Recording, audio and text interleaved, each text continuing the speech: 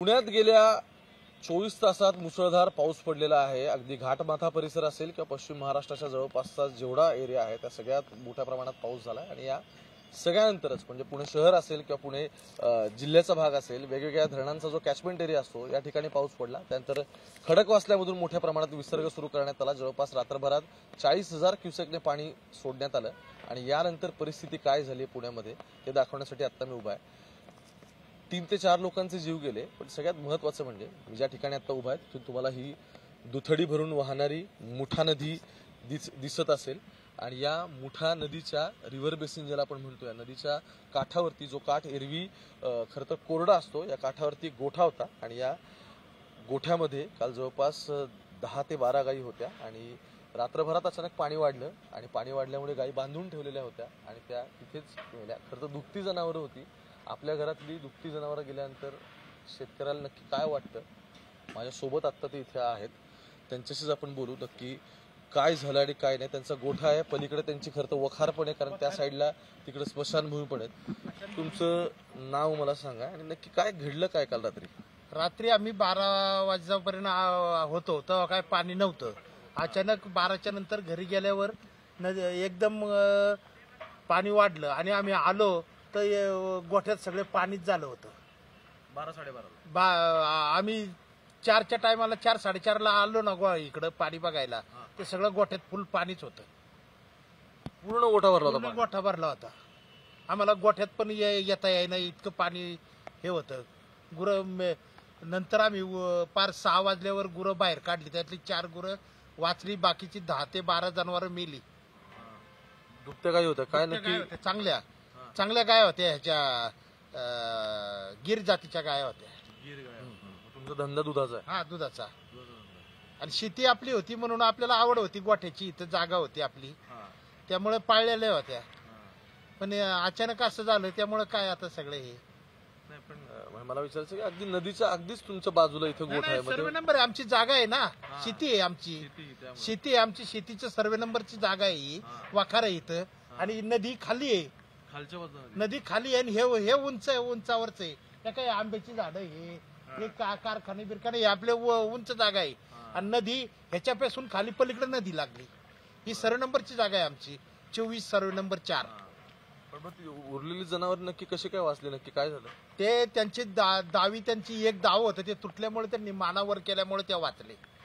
Okay, त्यांनी मानावर वर केल्यामुळे त्या श्वास घेता आला आणि काहींना डबल दावी होती त्यामुळे त्यांच्या मानावर झाले नाही, त्यामुळे ते मेली। आणि तुम्हाला साधारण कधी किती वाजेपर्यंत हे कळलं? आणि आम्ही 6 वाजता आल्यावर समजलं सगळं गोठ्यात पाणी गेलं, मग जित्राबाचं हे झालं। आता हे पत्रे सगळे वाहून गेले दिसत, हे तुमच्या इथले? ते मग आमचंच शेड आहे ना, वखारीचं शेड होतं ना ते रात्री वखार गवऱ्या लाकडं होती ना, अचानक पावसाला ही भिंत होती तिथं, ती भिंत पडल्यामुळं लाकडं गवऱ्या सगळे ते वाहून गेल्या, ते वाहून गेले। काटा वखारीचा हे ते सगळं त्या जागेचा राडारोडा सगळा नदी पात्रामध्ये टाकला। त्या नदी पात्राच्या राडारोड्यामुळे हा सगळा फ्लो इकडे वाढलेला आहे। आज आमच्या चुलत्यांकडून जागा आम्ही भाड्याने घेऊन आमची जनावरं सांभाळत होतो। आज सगळा कारभार हा सगळा राज्याचे जे चालक आहेत ना त्यांनी हा सगळा, हे पाण्याची लेवल आहे का? आज ही पाण्याची लेवल आहे का? ही सगळी लेवल चुकीची आहे। आज ह्यांच्या पोटामध्ये भर पडली म्हणून सगळं खाली सोडले। जर पावसात होता, धरणात पाणी होतं, 2-3 दिवस पाणी कमी कमी सोडलं असतं तर एवढं लोड आला नसता ना। काल रात्री 12:30 वाजेपर्यंत मी इथं होतो तर पाण्याची लेवल ही आता जवळजवळ 3 पट पाण्याची लेवल सोडली त्यांनी। जी रात्रीची सोडली होती ना, कुठली पूर्वकल्पना न देता 3 पट पाण्याची सोडलेली हे। आज तुम्हाला माहिती होतं की तुमच्या धरणामध्ये एवढं पाणी साठा आहे, तर मग तुम्ही ते दुपारीच पाणी साठा जरा कमी करायला पाहिजे होता। काल सकाळपासूनच पहाटे 3 वाजता 3:30 वाजता तुम्ही पाणी सोडताय, त्याच्या आजूबाजूला काय आहे ना आहे, तुमचं प्रशासन करतंय काय? आज माझी एवढी मला किंमत भरपाई नकोय, पण ही जी माझी जी दौलत होती ती जी गेली ना त्याची भरपाई करून द्या म्हणा। एवढे आम्ही लहानपणापासून आज एका गायीपासून मी एवढ्या 10-15 जनावरं केली होती, 17-18 जनावरं होती, त्यातली 4-5 वाचल्यात, पण ती 12-13 जी गेली ती कशामुळे गेली, कोणाच्या चुकीमुळे गेली? आज एवढं पाणी सोडण्याची यांची गरजच नव्हती ना। तुम्हाला माहिती आहे ना पाणी साठा झालाय, मग तुम्ही तुमच्या वेळेमध्ये सोडा ना।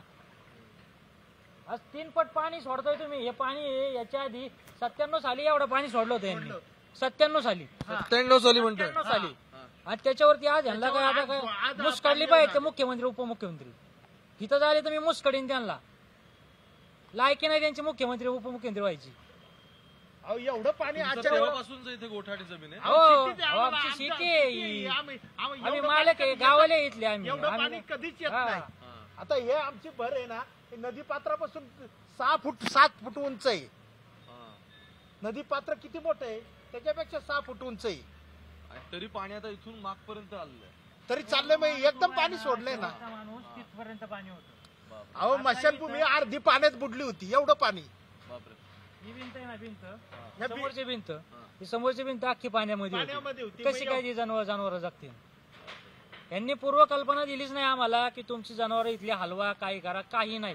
अचानक पाणी सोडलेले. बरं आता पंचनामा केल्याचं कळतंय पण मग काय आश्वासन दिलंय की तुम्हाला मदत दिली वगैरे? सगळेच देतात जो येईल तो आश्वासन देतो. पैसे कोण देतात? पैसे कोण देणार आहे त्याच्यासाठी आम्हालाच पळावं लागेल. हे द्या ते द्या असं करा तसं करा. आता काय आम्ही काय त्याचा इन्शुरन्स नाही काय नाही आम्ही आपली शेतकरी म्हणून आम्ही असं जित्राबा पाळलेली. फोटो बिटो काढले त्यांनी गाय आमच्या चांगल्या आहेत पण इन्शुरन्स आमचं काय आम्हाला काय ते हे होईल असा हिशोब नाही ना काय. एवढी मोठी हानी होईल आम्हाला काय माहिती ना. आणि हानी होण्याचं कारणच नाहीये पाण्याची पातळी यांची खाली असते दरवर्षी किती 30,000 क्युसेस वेगाने ते पाणी सोडतात.